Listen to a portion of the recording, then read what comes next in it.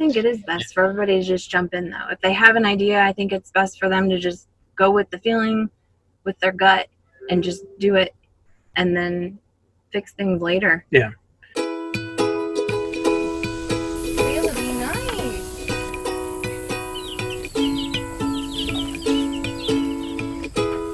I like your strut.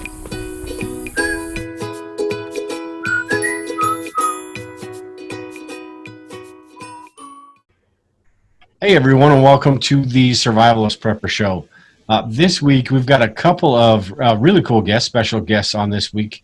We've got Brian and his wife Pam, and they're going to be talking about what they've been doing. They decided to do the whole homestead thing, move away from the city, quit their jobs, and do this whole homesteading thing. A lot of the listeners here, I just did the replay a couple weeks ago, but Brian was on a few years ago talking about the chemical spill in West Virginia. So those of you that have been listening for a while will know him from that. And again, I just replayed that. So a few episodes back, probably 5 or 6 now, you can listen to that if you want to. But I want to start off. I'll let you two introduce yourselves.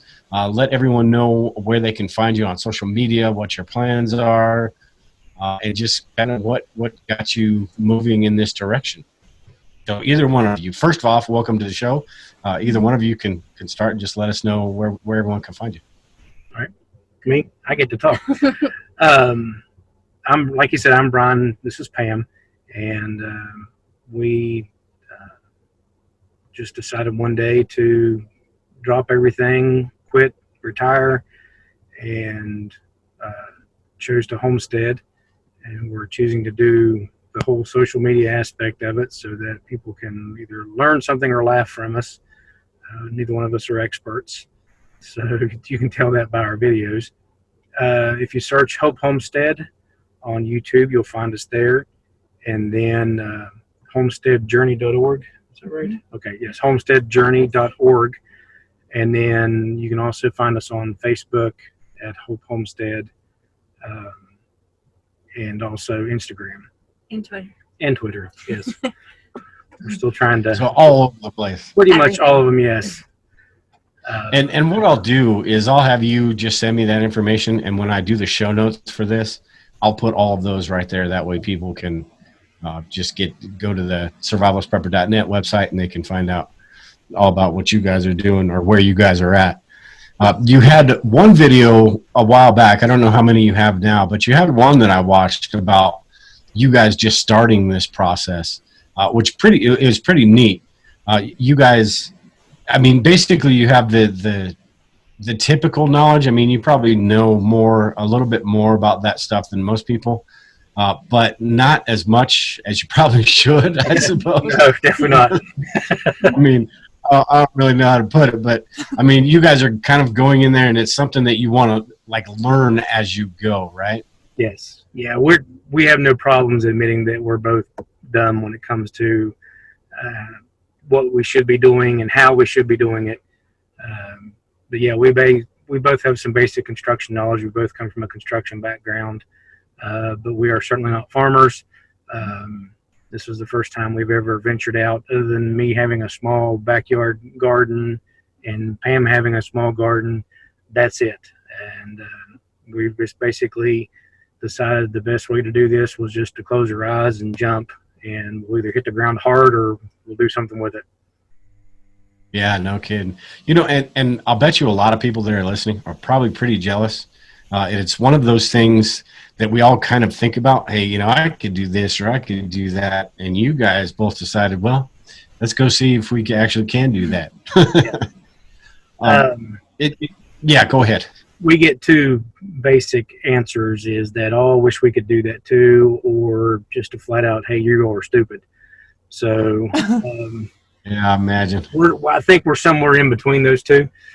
So well, and I imagine, I mean, it's something that I want to, this kind of show is for like anybody kind of thinking about it, or the realities of the kind of homesteading thing. I think, you know, aside from the skills and all of that stuff, I think one of the most important aspects is because you guys are basically a two-person team, that both people are super invested in this, because this isn't just, going on a camping trip, going on a month-long camping trip or doing something like that. This is, I assume your goal in a couple of years, this is going to be your lifestyle. And in a couple of years, you guys probably have some goals about what you want set up as far as water catchment or, water, food, all those important things, right? The shelter. So kind of elaborate a little bit on how important it was that you guys are absolutely, on the same page as far as this whole thing goes. Because if you weren't, in a couple of years, this could turn out to be a little bit of a disaster. We're in the woods naked, hungry, and afraid. Although that could be a really cool video. Yes. You'd get a lot of views, I bet, on YouTube.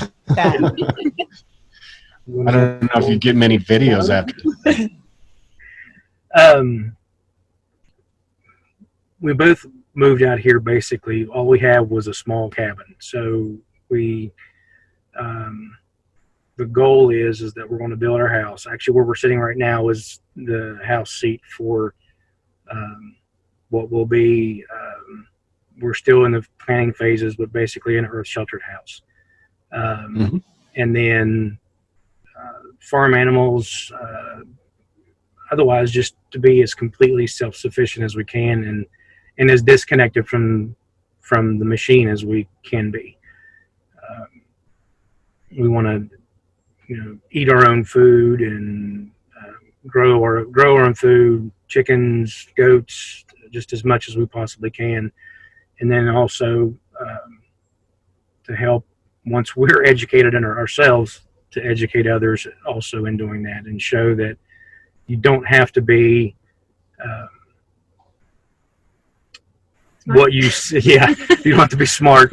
You don't have to be like you see the ones on YouTube where they've got this giant homestead, they've got all this expensive equipment and knowledge, and of course everybody likes to put their best face on YouTube.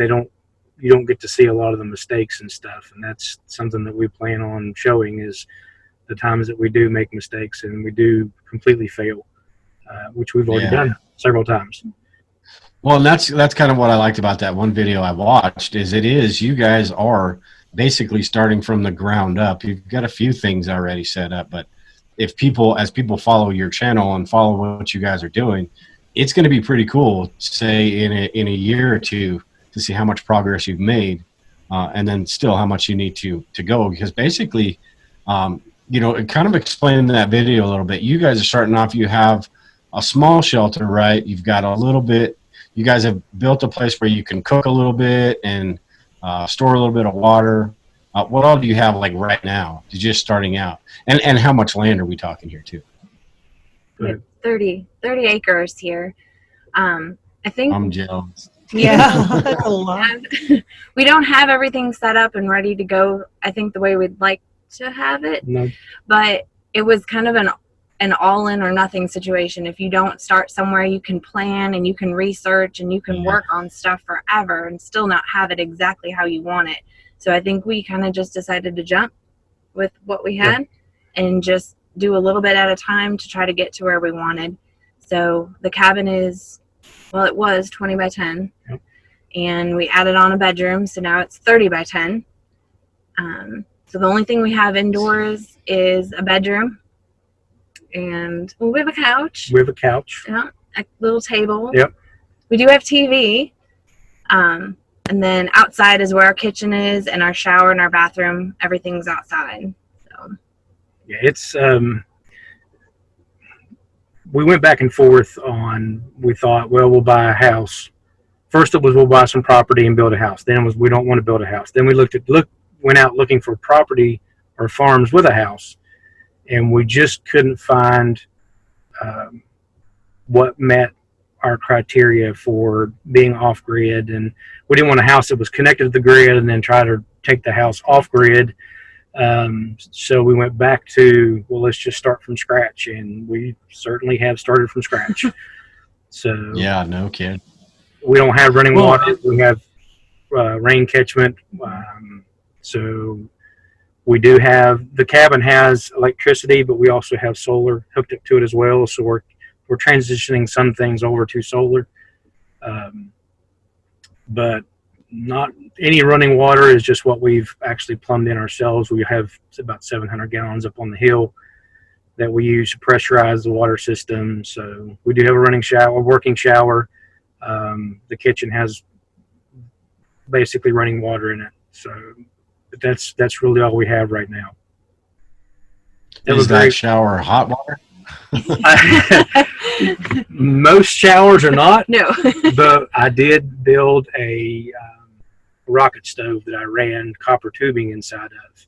So if we just throw some sticks in there and the water actually flows through that into the shower, and we can have a steaming hot shower if we want. So, but usually it takes somebody standing outside and manning the fire while the other person's in the shower. So I'd get really good at taking a shower, soaping and lathering up in like less than a minute. Get wet, turn it off, soap up, turn it back on, turn it back up. So there's a lot of on and off, and it's not your typical shower. So, but all that it's temporary. The house that we want to have, we want it to be, for all intents and purposes, the same feel as any house, just with it being not connected to anything. And what part of the country are you guys in? Do what? What part of the country are you guys in? Are you still in Virginia or? No, Ohio. Oh, okay. Southern Ohio. So you're going to have to figure something out by winter. We're actually in the process of that now. We just got an excavator in here, and we're burying the tanks and the water lines and doing some work around here in preparation for the house and for winter. Yeah, I suppose that would have to be your first priority, right? Because of winter. Right now, yes. Yeah. Like I said, it was like I was telling you off camera that it was 84 degrees yesterday, and today it was raining and 50 something, and tonight it's supposed to be 35 or 36 degrees. So it was extremely hot, and now it's extremely not. The cold came fast. Yes. Yeah. So I'm curious, how did this kind of all come up? Was it, did Pam come to you and say, hey, you know what we should do? Or was it you? This is something that most people, if you were to approach somebody with something like this, they would look like you were batshit crazy. And, it could be the end of the relationship. Might be.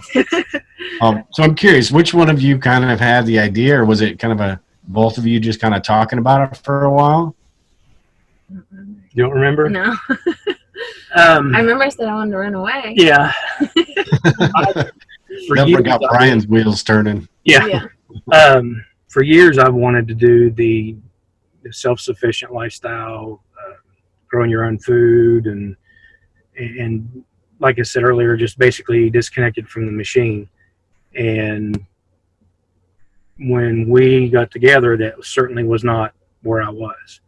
But I had pretty much shelved all that idea and all those hopes and thought, well, it's just not practical. It's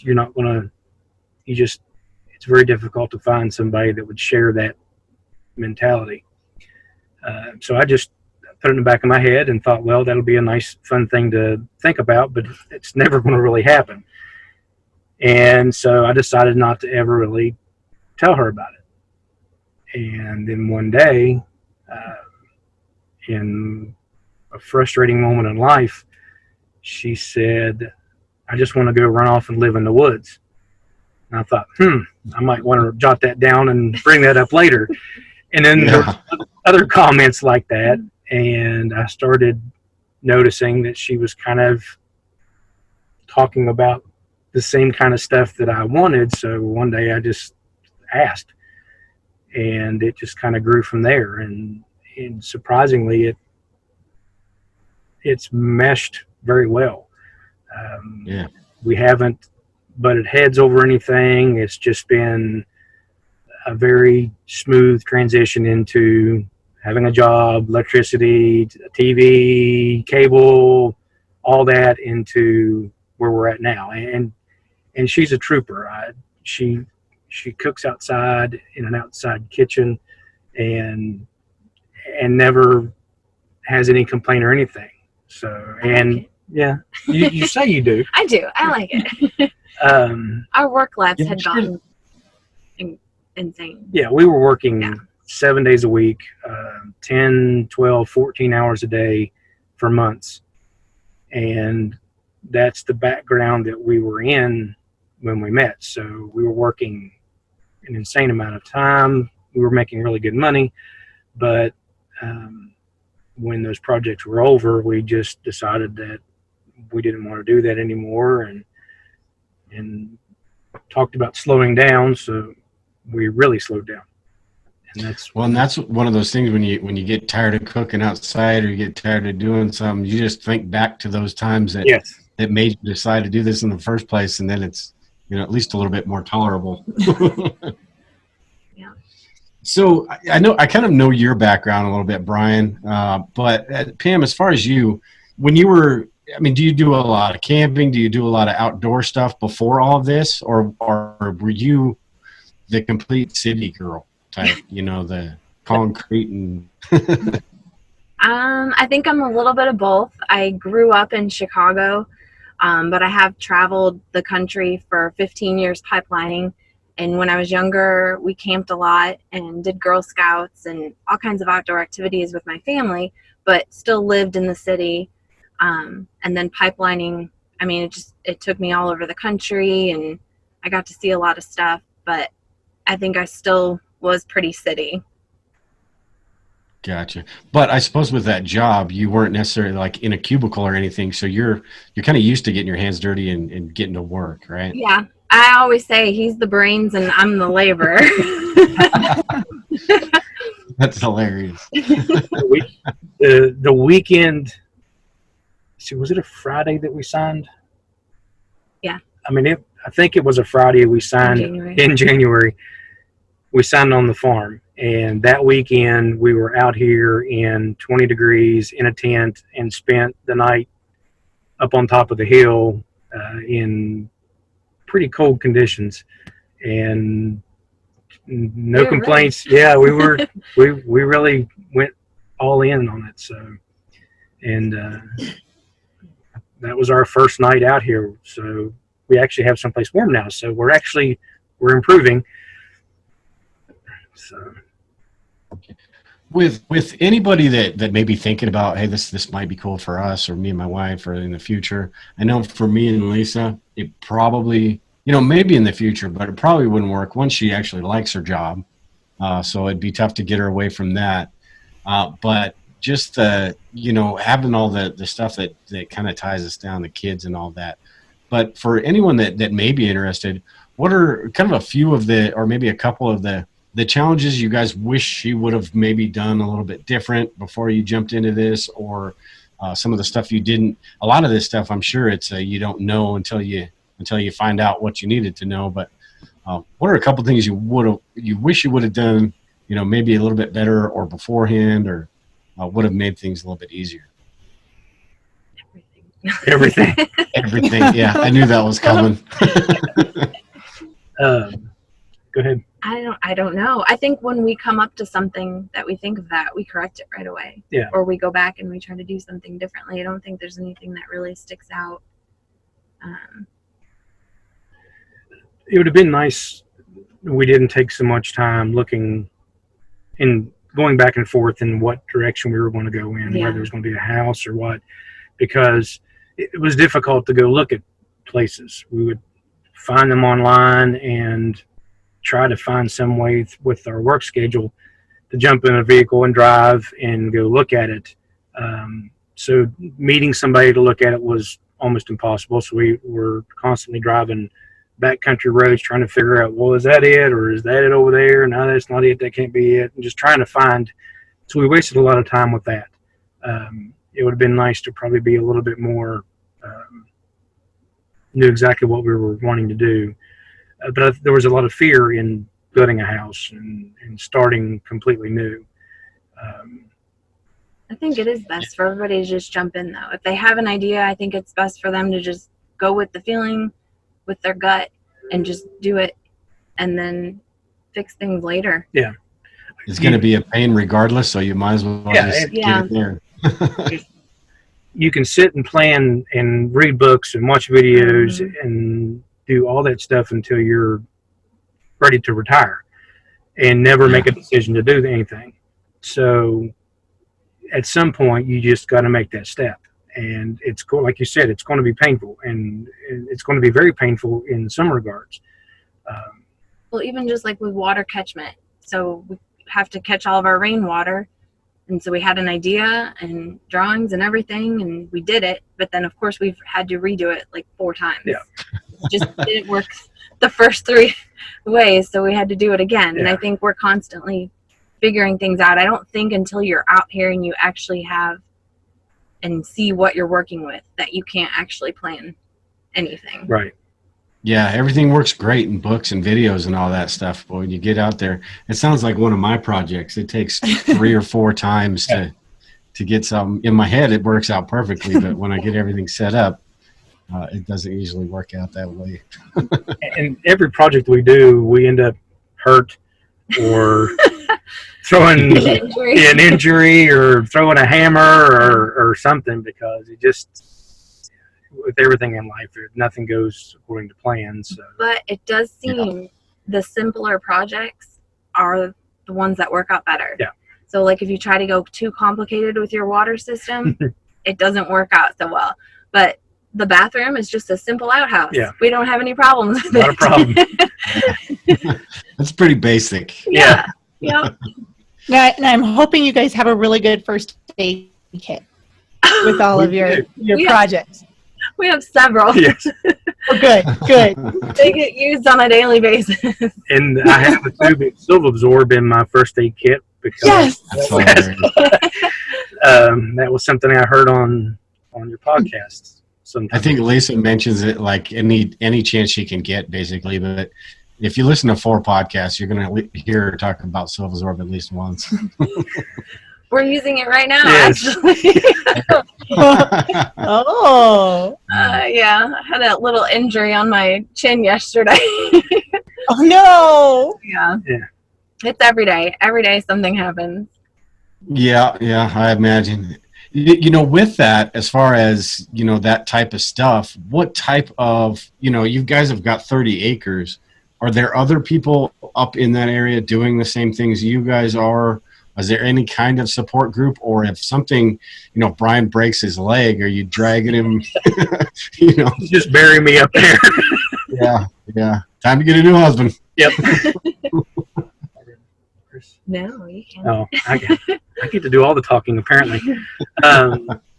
We didn't plan it this way, but the property adjacent to us was a couple that came from across the country in a lifestyle that I can't even fathom, and literally dropped it all and came out here to Homestead. And by the time we had purchased this farm, they had some health issues, and unfortunately they took a slight change in direction with their life, but they are very close by to us, and they're some very dear friends of ours, and it's probably been our number 1 support group because they have been through it. They've done the cold nights or the hot nights or showering outside or just all that stuff. So we've been very fortunate to have friends so readily available. Supportive. Yes, very supportive. Unfortunately, but outside of them, nobody around here. We're crazy. Yeah, everybody. When we bought the farm, the people that the realtor group was like, now the people that live next to you, they're hippies. They're there's a long list of things that we thought maybe they had a third eye or 2 arms or 3 arms or whatever. So I'm sure that we get the same things told about us. Yeah. But you know, other than them, it's just farmers and the average backcountry people. See, I would like that. I just get it. That, I mean, not that I really hate people, but I just don't like large groups of people, Yes. I suppose. So one-on-one, I'm cool with people, but it seems like when people get together, their IQ just continually drops. So the more people that get together, so I wouldn't mind that at all. It'd be nice to have that group of people you can kind of bounce ideas off of, or hey, they've been through this, let's go see what they did in this situation. And figure out your game plan rather than trying to look up a YouTube video or something. And we're actually in the midst of starting a CSA, which, do you want to explain what that is? Which will require us to talk to more people and interact with more people. So we're working up to that. So do you want to explain? What's a CSA? It's just like a food co-op. We're trying to make sure that the community seems very detached from the farmers around here to be able to get local food. Everybody goes, to the regular grocery store, the chain grocery store that ships food in from other locations. And there are so many local farmers around here that have a ton of produce and can't get it to the communities. So we're going to try to be a little bit of the middleman and have our eggs and other stuff too, and kind of do a food membership basket type thing so that the people in the community can get local food. That's a fantastic idea.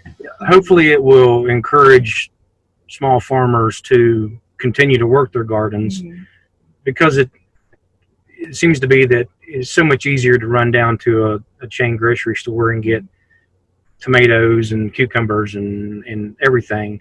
So there's really not a lot of motivation to get out and work in a garden when it's so easy to go get everything else. Even though homegrown vegetables and whatnot is better for you, tastes better, those gardens are getting fewer and fewer. So we're wanting to try to get them. Well, I was going to say that, and you can't grow everything either. So if you've got other people that are, they've got different produce, you can do the whole bartering, the trading. I'm sure probably everybody'd have chickens because they're so easy that why not have chickens? But some people may be growing corn one year, or cucumbers, or different stuff. Right. So yeah, it'd be nice to have that completely set up and not have to go to that grocery store where you don't know where that food came from, and it's not going to have the nutrients and all that homegrown stuff would have. Well, I think once you guys get people getting the homegrown food too, and if you could get them hooked. Yeah, you will, because it tastes so much better. You could do, literally like a farmer's market or something, and who knows, maybe you'll run the big box chain stores out, or at least give them a run for their money. Yeah. You guys are trying to get away from all this stuff, and you guys are going to build some kind of big business. It's we're trying to find ways that our homestead can support us and still be part of a community and not just stay on our 30 acres and not talk to anybody. Yeah, we're not trying to be isolationist by any means, but we really do want to avoid the Walmart crowd. And all that type of just fast paced. Of course, I sound like I'm 20 years older than I actually am, calling Walmart a fast-paced place. But we're hoping to motivate farmers to work the gardens, because they'll actually be able to get something out of it. They'll be able to get a little bit of money back, and also to help the people that want that fresh-grown produce, help them to be able to connect with the people that actually have it, and so that they don't have to drive around and hit roadside, vegetable stands and stuff like that. Yeah. No, as far as meat, what are you guys' plans for having meat as an option? I'm sure you'll have chickens. I think you mentioned goats or something like that. I don't know. Are you going to be butchering goats, or are you just using them for the milk? Or we have chickens right now, so they are dual purpose. So they can provide eggs and eventually will provide meat. Not enough for us, but we'll also introduce goats and hopefully turkeys and just hunt off the land. There's deer, there's wild deer and turkey here, so hopefully some hunting. Yeah, I think that's the route I'd want to go, is the whole hunting thing. I'm not much of a hunter yet, but I think if I had to, if I was doing something like you guys, I'd be learning pretty quick how to hunt. And then there's a couple local butchers that there is a lot of cattle in this area. So that's kind of an area that we're wanting to tap into with our CSA, is to eventually be able to move meat through those butchers and through those local farms. So we'll be we'll be tapping into our own system to try to supplement what we can't make off the farm. Yeah, absolutely. Absolutely. And 30 acres, you really can't, I don't think you really can't keep cattle on 30 acres. So you can, a few maybe, but I'm not sure what the, Yeah, I think, what were you saying? It takes about 10 acres per. I think it's like 10 acres per cow, but I mean, the upkeep of cattle is, I mean, it's so much. I mean, it makes more sense to, you know, like you were saying, get in with a rancher or someone that is already raising the cattle, let them do the hard work, and then, you know, you can buy from them. Much easier than trying to do it yourself with a cow, unless maybe for milk, but I have no desire to be a cattle farmer. no. Yeah. So with all the gardening and stuff, do you, either one of you have experience with canning and doing that stuff? Because you would have to preserve what you harvest. Or is that something you're looking to?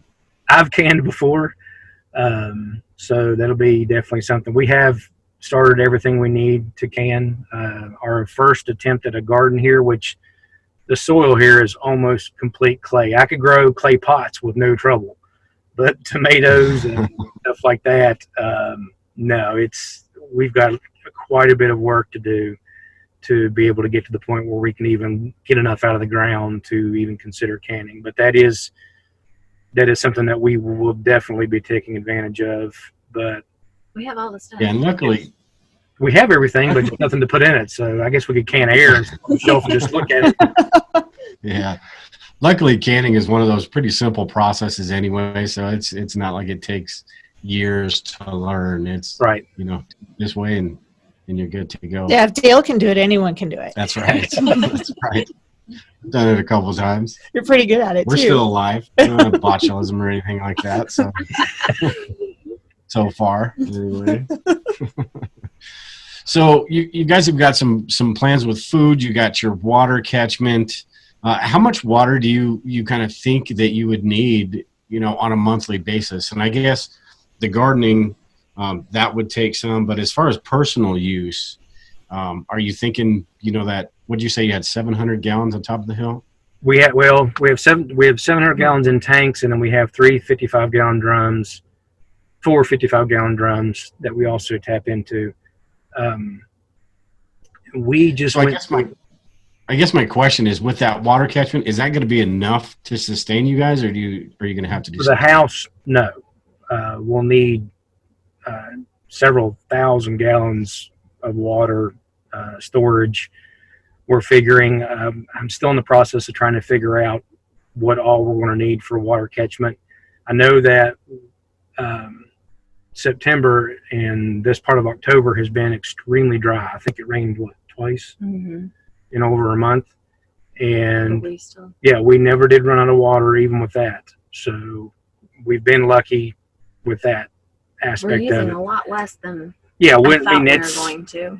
we're not trying to be overly conservative with it, but we haven't ran out. We are mindful, but we know that once we get the farm animals and a full house and everything, we're going to have to spend a lot of time figuring out exactly what we're going to need for water.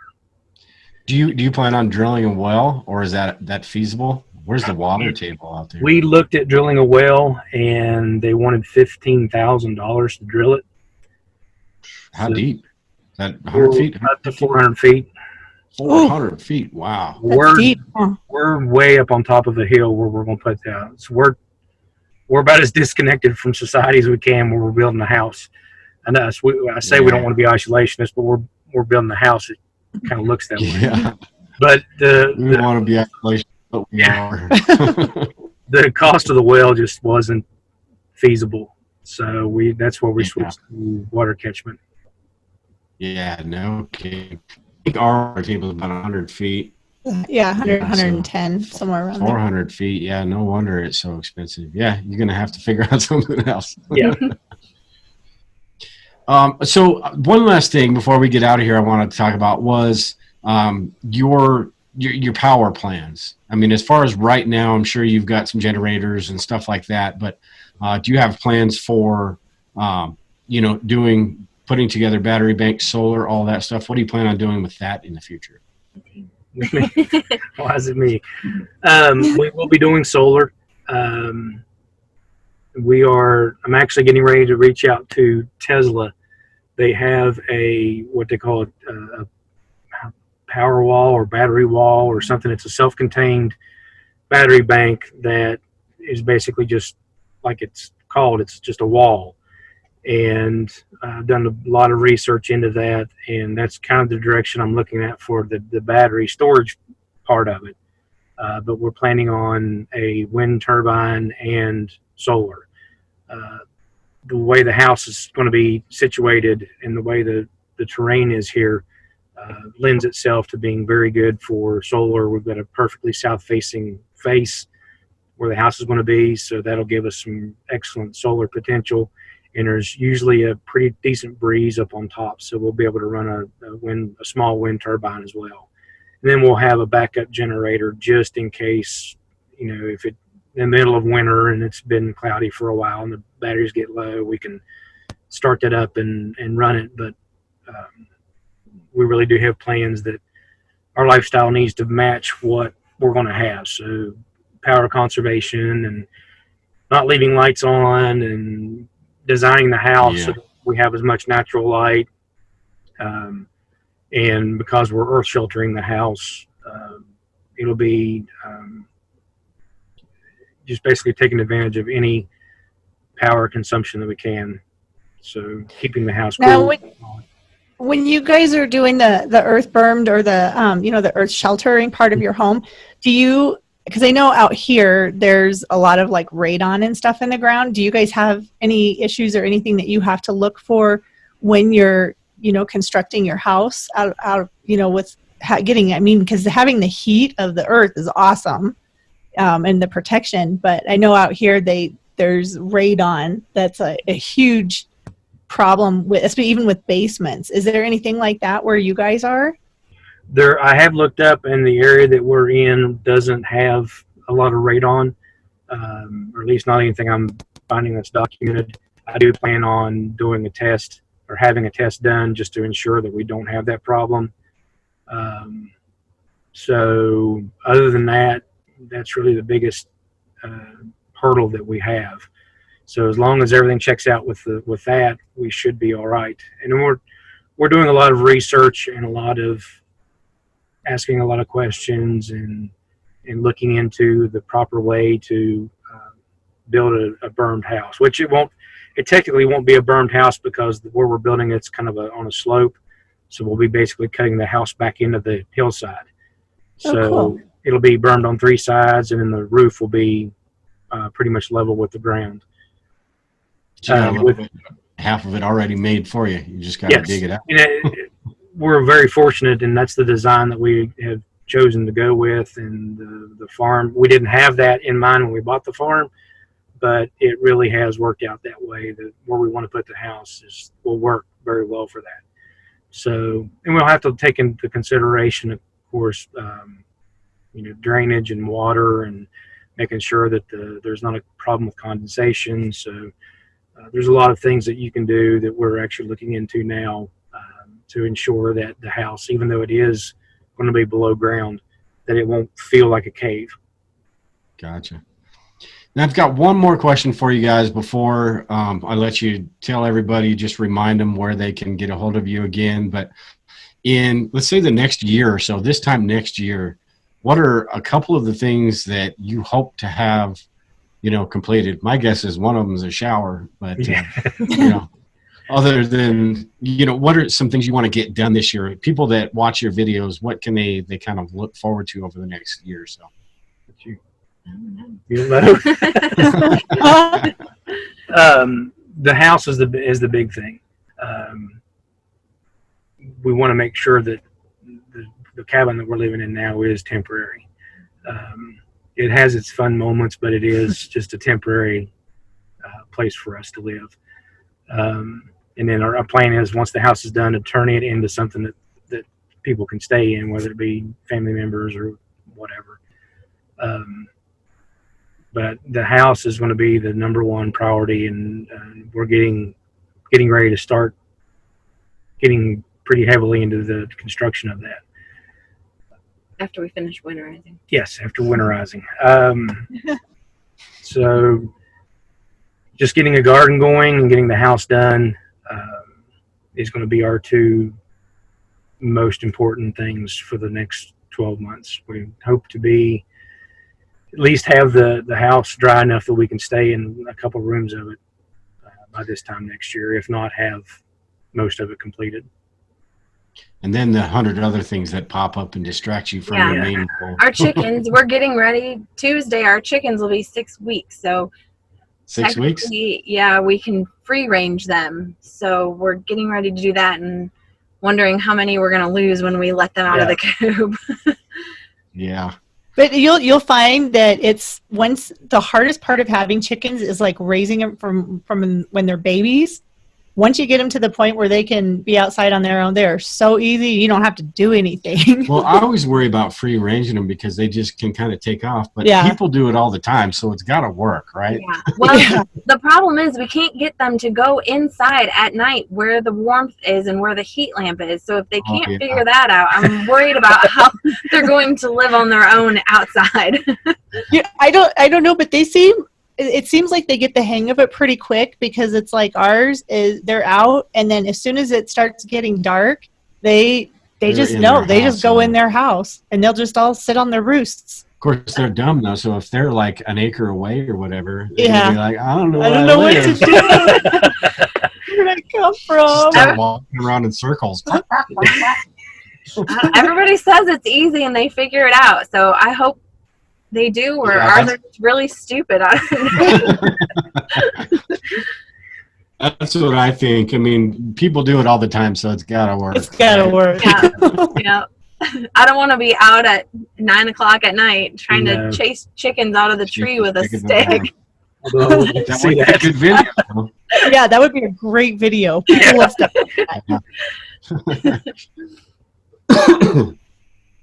All right, guys. Well, thank you very much for coming on the show this week. We had a great time. Make sure, let everyone know what your YouTube channel is again, your website or websites. And then, Brian, you can get me those links, and I'll make sure and I'll put them all on my website as well. If you go to homesteadjourney.org, from there's a link on there for social media, and it has all of them right on there. So if you just Okay. go to that web address, then you can find our YouTube and Instagram, Twitter, Facebook, and everything. So that's Gotcha. probably the easiest.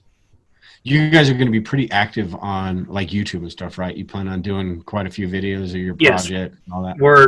Our hope is, it hasn't worked out, but our hope is to get about a video out a week, whether it be just a small video or a major project. And So getting ready. Not only do you have to do the project, but you have to film it all too. Yes, Yeah. and that's becoming that. I've learned that's something that's very difficult because I just want to go and do it, not Yeah. worry about where the camera is it still charged, is it still running, and all that stuff. So she does a really good job of keeping all that stuff going. She's the supervisor. What's that? Making sure she's the supervisor, making sure Yes. you don't get ahead of yourself. Yep. Well, he does a really good job of videoing me getting hurt or doing stupid stuff, Yeah. and the camera's never on him. That's awesome. Well, again, thank you guys. I've already subscribed to your channel, but I'm looking forward to some of the videos in the future. I don't know if you've gotten a chance to watch it. It's pretty neat video. I haven't. I'm going to have to go subscribe right away, and then so I can watch. And I don't want to see Pam get hurt. I want to see her be able to video something Yeah. Brian does. And in the first video, you hit your head pretty hard. Yeah. I mean, it. Yeah. Oh no! Yeah. Oh, And then she falls on top of me. So well, that's even better. That's All right, guys. Well, do you have anything else before we get out of here? Anything else you'd want to say, or are we No, good? thank you yes, very thank much. you very much. Yes. We appreciate it. Yeah, absolutely. Thank you for coming on, and good luck to both of you. yeah. I can't wait to see where you guys are a year from now in your Yeah.